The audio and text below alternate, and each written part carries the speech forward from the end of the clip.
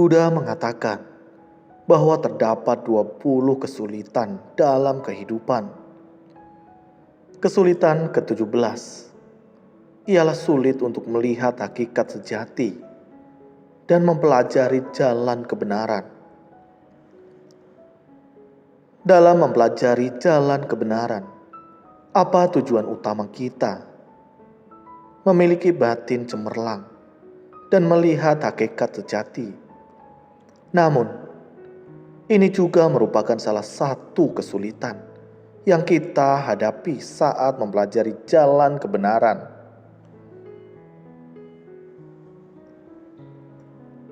Setiap orang memiliki hakikat sejati yang murni.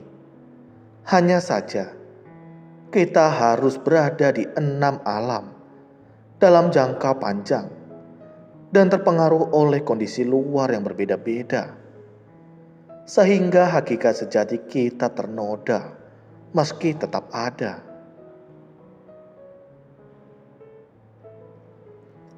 Apa yang menodai hakikat sejati kita?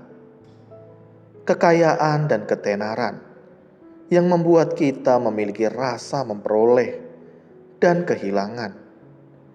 Ini merupakan tabiat buruk makhluk awam. Inilah yang menutupi hakikat sejati kita dan menodai batin kita yang cemerlang. Jadi, kekayaan, ketenaran, dan tabiat buruk merupakan rintangan dalam mempelajari jalan kebenaran.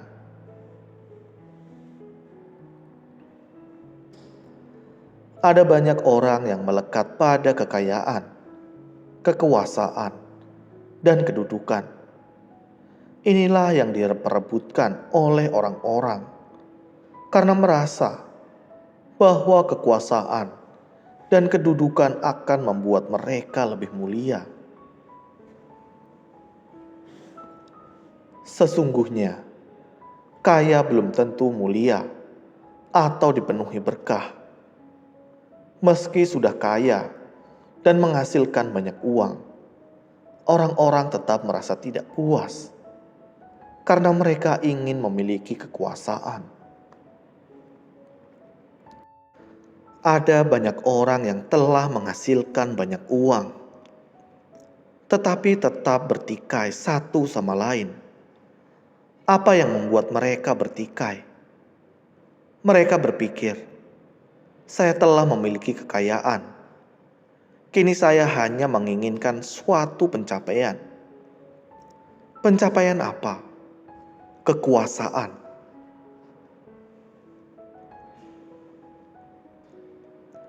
Intinya, manusia tidak pernah mengenal rasa puas. Apakah monastik juga memiliki pemikiran seperti ini? Ya. Biksu Lingyo menendang botol. Pada zaman Master Beizang, beliau menerapkan sila dengan ketat. Saat itu, banyak ladang pelatihan lain yang sangat kagum. Murid-murid yang dilatihnya selalu menaati sila dengan ketat. Suatu hari, seorang kepala kuil lain hendak mencari seorang pewaris. Karena itu, beliau menemani Master Beizeng.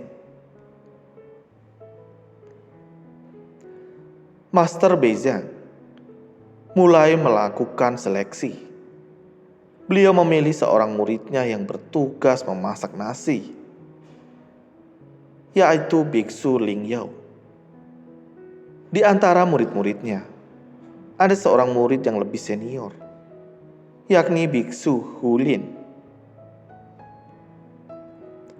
Biksu Hulin tidak puas dengan keputusan gurunya dan berkata, mengapa Biksu Lingyo yang dipilih? Aku lebih memenuhi kualifikasi darinya. Mengetahui hal itu, Master Beizang mengumpulkan semua muridnya. Beliau meletakkan sebuah kalasa di hadapan mereka, lalu berkata, "Bagi yang tidak puas dengan keputusanku, di sini ada sebuah kalasa. Namun, kalian jangan menyebutnya kalasa. Carilah sebutan lain untuk menggantikan namanya." Biksu Hua Lin lalu berdiri dan menjawab, "Ia bukan kalasa, juga bukan sandal kayu. Master Baizhang hanya diam dan menatap semua muridnya." Berhubung tidak ada lagi yang menjawab, dia pun menunjuk biksu Leng Yao dan berkata, "Bagaimana menurutmu? Nama apa lagi yang bisa digunakan untuk menyebut benda ini?" Biksu Ling Yao berjalan menuju kalasa itu dan menendangnya. Kemudian, dia meninggalkan ruangan itu. Reaksinya membuat Master Beizhang tersenyum. Master Beizhang lalu berkata, "Hualin, engkau kalah. Apa artinya? Ini berkaitan dengan rasa memperoleh dan kehilangan. Untuk apa bertikai?" Sebagai seorang monastik, menjadi kepala kuil ialah untuk melatih diri. Menjadi juru masak di dapur pun untuk melatih diri. Mengapa harus bertikai demi ketenaran dan keuntungan?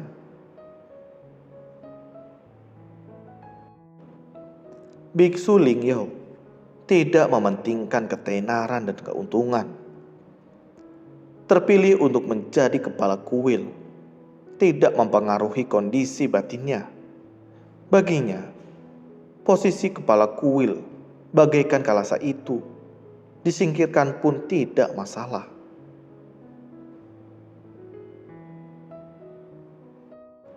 Kondisi batin yang tidak melekat pada ketenaran dan keuntungan, inilah sifat hakiki manusia. Sifat hakiki manusia sangat murni dan terbebas dari segalanya. Mengapa harus terbebani oleh ketenaran dan keuntungan?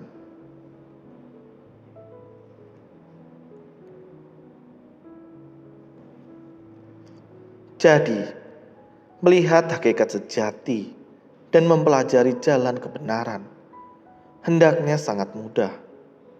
Saat kita terbebas dari kerisauan dan beban, saat itulah kita bisa melihat hakikat sejati dan mempelajari jalan kebenaran.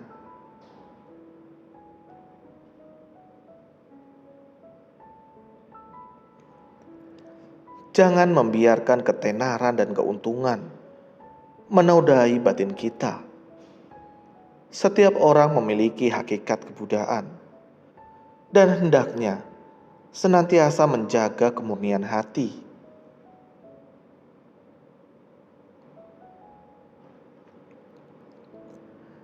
Berhubung memiliki hakikat kebudayaan, setiap orang memiliki kebijaksanaan yang setara dengan Buddha. Hanya saja, kita tidak bisa mempertahankan kebajikan di dalam hati kita.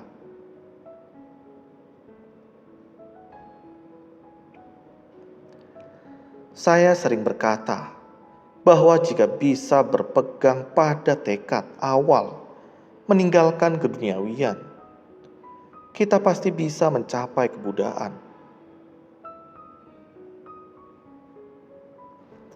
Jika kita dapat mempertahankan tekad awal kita dalam melatih diri, hati kita akan selalu murni.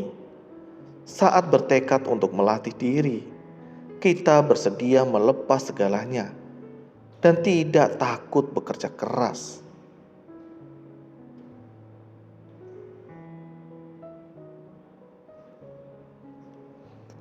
Jika bisa mempertahankan tekad ini hingga selamanya, hati kita akan senantiasa murni. Kita harus menggenggam waktu yang ada untuk melatih diri dengan tekun, serta mempertahankan tekad awal kita. Jika bisa demikian, melihat hakikat sejati dan mempelajari jalan kebenaran tidaklah sulit.